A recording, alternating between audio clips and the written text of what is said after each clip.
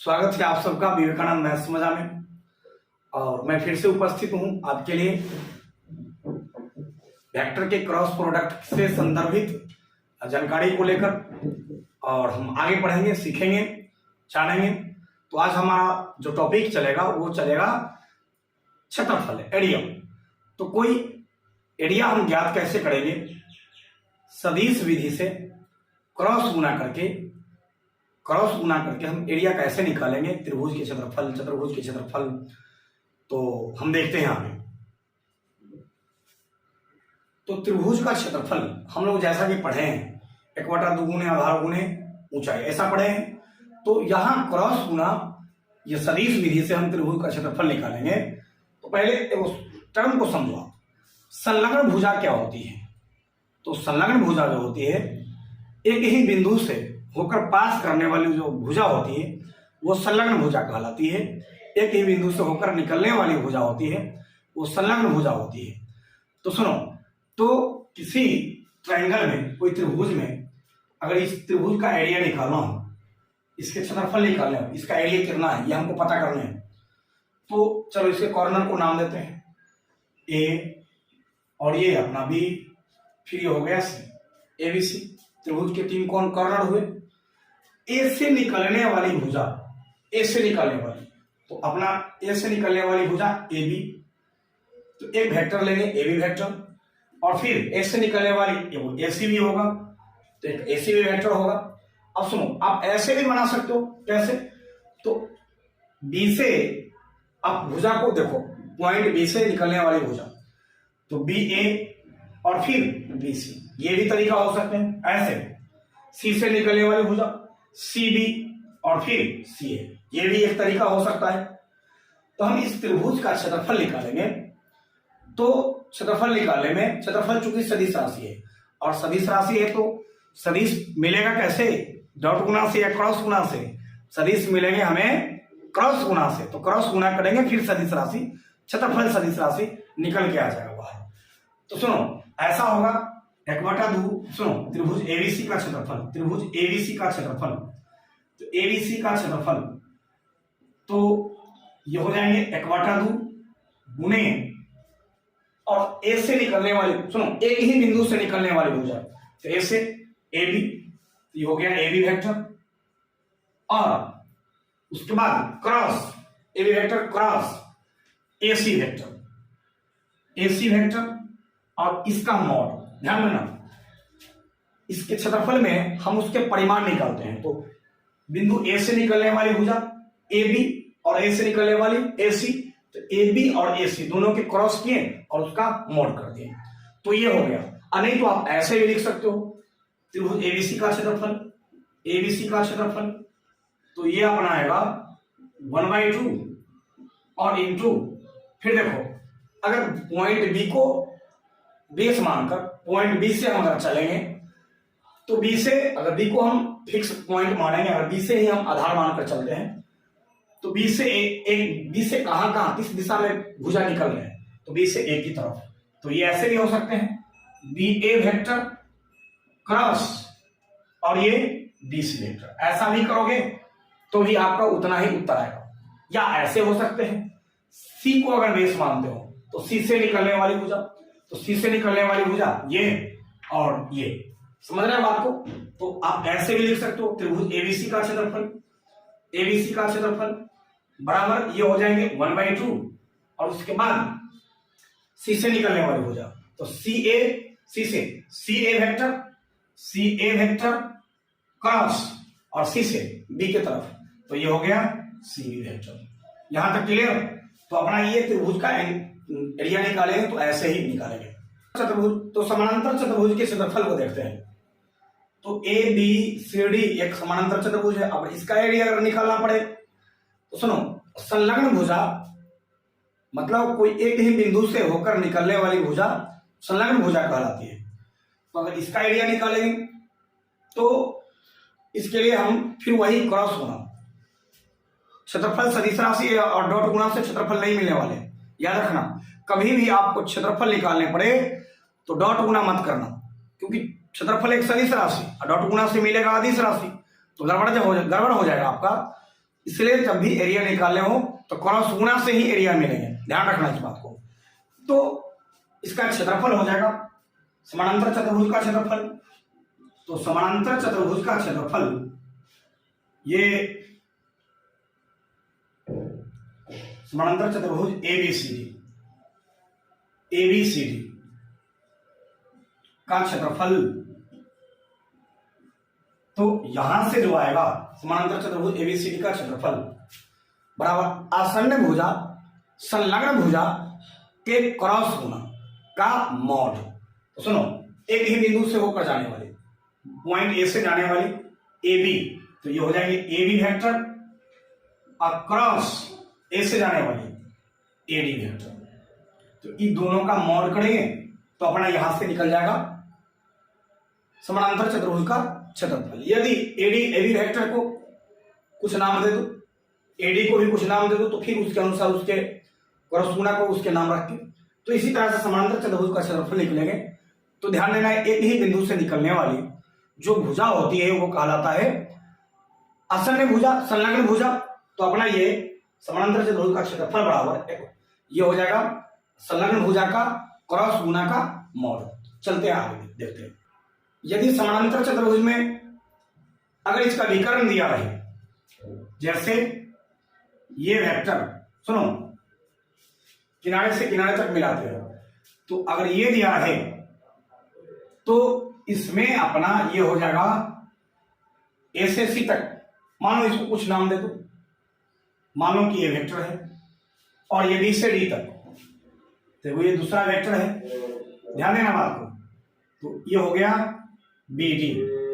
और सुनो, अगर ये अपना ए वेक्टर और ये हो जाए बी वेक्टर, तो फिर एरिया निकालने के लिए फिर एक दूसरा फॉर्मूला आप उपयोग में ला सकते हो। क्या? तो इसका एरिया बराबर हो जाएगा area of A B C D, ABCD, मतलब एबीसीडी का क्षेत्रफल ये हो जाएंगे अपना 1/2 गुने विकर्णों का गुणनफल। तो 1/2 और गुने विकर्णों, ये ए वेक्टर और ये बी वेक्टर, तो ए वेक्टर क्रॉस बी वेक्टर, और इसके हो जाएंगे मोड। तो इसी तरह से समचतुर्भुज में भी अगर निकालोगे तो उसमें भी यही लगेगा 1/2 गुने विकर्णों का गुणनफल। और अगले एपिसोड में जब मिलेंगे हम आपसे, उसमें मैं आपको यह बतलाऊंगा कि सदिश गुना के गुणधर्म, इसके प्रॉपर्टी, इसके कुछ खास बातें। तो अगले एपिसोड का आप इंतजार करेंगे, और तब तक के लिए आपको जय श्री कृष्ण। स्वागत है आप सबका विवेकानंद मैथ्स मजा में, और मैं फिर से उपस्थित हूं आपके लिए वेक्टर के क्रॉस प्रोडक्ट से संदर्भित जानकारी को लेकर। और हम आगे बढ़ेंगे, सीखेंगे, जानेंगे। तो आज हमारा जो टॉपिक चलेगा वो चलेगा क्षेत्रफल, एरिया। तो कोई एरिया हम ज्ञात कैसे करेंगे? सदिश विधि से क्रॉस गुना करके हम एरिया कैसे निकालेंगे, त्रिभुज के क्षेत्रफल, चतुर्भुज के क्षेत्रफल। तो हम देखते हैं आगे। तो त्रिभुज का क्षेत्रफल हम लोग जैसा कि पढ़े हैं 1/2 गुने आधार गुने ऊंचाई, ऐसा पढ़े हैं। तो यहां क्रॉस गुना ये सदिश विधि से हम त्रिभुज का क्षेत्रफल निकालेंगे। तो पहले टर्म को समझो। संलग्न भुजा क्या होती है? तो संलग्न भुजा जो होती है, एक ही बिंदु से होकर पास करने वाली जो भुजा होती है वो संलग्न भुजा कहलाती है। एक ही बिंदु से होकर निकलने वाली भुजा होती है वो संलग्न भुजा होती है। तो सुनो, तो किसी ट्रायंगल में, कोई त्रिभुज में, अगर इस त्रिभुज का एरिया निकालना हो, इसके क्षेत्रफल निकालना हो, इसका एरिया कितना है ये हमको पता करना है। तो चलो इसके कॉर्नर को नाम देते हैं ए, और ये अपना बी, फिर ये हो गया सी, एबीसी। त्रिभुज के 3 कोण कॉर्नर हुए। ए से निकलने वाली भुजा, ए से निकलने वाली, तो अपना ए से निकलने वाली भुजा ए बी, तो एक वेक्टर लेंगे ए बी वेक्टर, और फिर ए से निकलने वाली ए सी भी होगा, तो एक ए सी भी वेक्टर होगा। अब सुनो, आप ऐसे भी बना सकते हो। कैसे?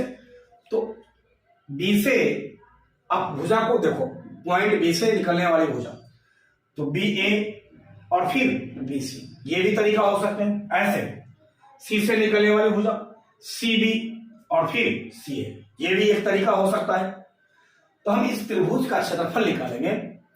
तो क्षेत्रफल निकालने में, क्षेत्रफल चूंकि सदिश राशि है और सदिश राशि है तो सदिश मिलेगा कैसे, डॉट गुना से या क्रॉस गुना से।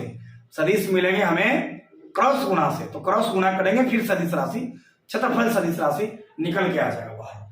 तो सुनो ऐसा होगा 1/2, सुनो त्रिभुज एबीसी का क्षेत्रफल, त्रिभुज एबीसी का क्षेत्रफल, तो एबीसी का क्षेत्रफल तो ये हो जाएंगे 1/2 गुने और ए से निकलने वाली, सुनो एक ही बिंदु से निकलने वाली भुजा, तो ए से ए बी, ये हो गया ए बी वेक्टर, और उसके बाद cross A B vector cross A C vector, A C vector और इसका मॉड। ध्यान देना इसके क्षेत्रफल में हम उसके परिमाण निकालते हैं। तो बिंदु ए से निकलने वाली भुजा ए बी और ए से निकलने वाली ए सी, तो ए बी और ए सी दोनों के क्रॉस किए और उसका मॉड कर दिए, तो ये हो गया। नहीं तो आप ऐसे भी लिख सकते हो त्रिभुज एबीसी का क्षेत्रफल, एबीसी का क्षेत्रफल, तो ये अपना आएगा 1/2 और इंटू, फिर देखो अगर पॉइंट बी को बेस मानकर पॉइंट बी से हम अगर चलेंगे तो बी से, अगर बी को हम फिक्स पॉइंट मानेंगे, अगर बी से ही हम आधार मानकर चलते हैं तो बी से बी से कहां कहां किस दिशा में भुजा निकल रहे हैं, तो बी से ए की तरफ। तो ये ऐसे भी हो सकते हैं बी ए वेक्टर क्रॉस और ये बी सी वेक्टर, ऐसा भी करोगे तो भी आपका उतना ही उत्तर आएगा। या ऐसे हो सकते हैं सी को अगर बेस मानते हो तो सी से निकलने वाली भुजा, तो सी से निकलने वाली भुजा ये और ये, समझ रहे हैं बात को। तो आप ऐसे भी लिख सकते हो त्रिभुज एबीसी का क्षेत्रफल, एबीसी का क्षेत्रफल बराबर ये हो जाएंगे 1/2 और उसके बाद सी से निकलने वाली भुजा, तो सी ए, सी से सी ए वेक्टर, सी ए वेक्टर क्रॉस और सी से बी के तरफ, तो ये हो गया सी बी वेक्टर। यहां तक क्लियर। तो अपना ये त्रिभुज का एरिया निकालेंगे तो ऐसे ही निकालेंगे। चतुर्भुज, तो समानांतर चतुर्भुज के क्षेत्रफल को देखते हैं। तो ए बी सी डी एक समानांतर चतुर्भुज है। अब इसका एरिया अगर निकालना पड़े तो सुनो, संलग्न भुजा मतलब कोई एक ही बिंदु से होकर निकलने वाली भुजा संलग्न भुजा कहलाती है। तो अगर इसका एरिया निकालेंगे तो इसके लिए हम फिर वही क्रॉस गुना, क्षेत्रफल सदिश राशि और डॉट गुना से क्षेत्रफल नहीं मिलने वाले, याद रखना। कभी भी आपको क्षेत्रफल निकालने पड़े तो डॉट गुना मत करना, क्योंकि क्षेत्रफल एक सदिश राशि और डॉट गुना से मिलेगा अदिश राशि, तो गड़बड़ हो जाएगा आपका। इसलिए जब भी एरिया निकालने हो तो क्रॉस गुना से ही एरिया मिलेंगे, ध्यान रखना इस बात को। तो इसका क्षेत्रफल हो जाएगा समानांतर चतुर्भुज का क्षेत्रफल। तो समानांतर चतुर्भुज का क्षेत्रफल ये समानांतर चतुर्भुज एबीसीडी का क्षेत्रफल, तो यहां से जो आएगा समानांतर चतुर्भुज एबीसीडी का क्षेत्रफल बराबर आसन्न भुजा संलग्न भुजा के क्रॉस गुना का मॉड। तो सुनो, एक ही बिंदु से होकर जाने वाली, पॉइंट ए से जाने वाली ए बी, तो ये हो जाएंगे ए बी वेक्टर और क्रॉस ए से जाने वाली ए डी वेक्टर, तो इन दोनों का मॉड करेंगे तो अपना यहां से निकल जाएगा समानांतर चतुर्भुज का क्षेत्रफल। यदि एडी एबी वेक्टर को कुछ नाम दे दो, एडी को भी कुछ नाम दे दो, तो फिर उसके अनुसार उसके क्रॉस गुना को उसके नाम रख के, तो इसी तरह से समानांतर चतुर्भुज का क्षेत्रफल निकलेंगे। तो ध्यान देना है, एक ही बिंदु से निकलने वाली जो भुजा होती है वो कहलाता है आसन्न भुजा संलग्न भुजा। तो अपना ये समानांतर चतुर्भुज का क्षेत्रफल बराबर ये हो जाएगा संलग्न भुजा का क्रॉस गुना का मॉड। चलते हैं आगे देखते हैं। यदि समानांतर चतुर्भुज में अगर इसका विकर्ण दिया रहे, जैसे ये वेक्टर, सुनो किनारे से किनारे तक मिलाते हैं, तो अगर ये दिया है तो इसमें अपना ये हो जाएगा ए से सी तक, मानो इसको कुछ नाम दे दो, मानो कि ये वेक्टर है और ये बी से डी तक, तो ये दूसरा वेक्टर है, ध्यान देना बात को। तो ये हो गया बी डी अब सुनो, अगर ये अपना ए वेक्टर और ये हो जाए बी वेक्टर, तो फिर एरिया निकालने के लिए फिर एक दूसरा फॉर्मूला आप उपयोग में ला सकते हो। क्या? तो इसका एरिया बराबर हो जाएगा area of A B C D, A B C D, मतलब ए बी सी डी का क्षेत्रफल ये हो जाएंगे अपना 1/2 गुने विकर्णों का गुणनफल। तो 1/2 और गुने विकर्णों, ये ए वेक्टर और ये बी वेक्टर, तो ए वेक्टर क्रॉस बी वेक्टर और इसके हो जाएंगे मोड। तो इसी तरह से समचतुर्भुज में भी अगर निकालोगे तो उसमें भी यही लगेगा 1/2 गुने विकर्णों का गुणनफल। अब अगले एपिसोड में जब मिलेंगे हम आपसे, उसमें मैं आपको यह बतलाऊंगा कि सदिश गुना के गुणधर्म, इसके प्रॉपर्टी, इसके कुछ खास बातें। तो अगले एपिसोड का आप इंतजार करेंगे और तब तक के लिए आपको जय श्री कृष्ण।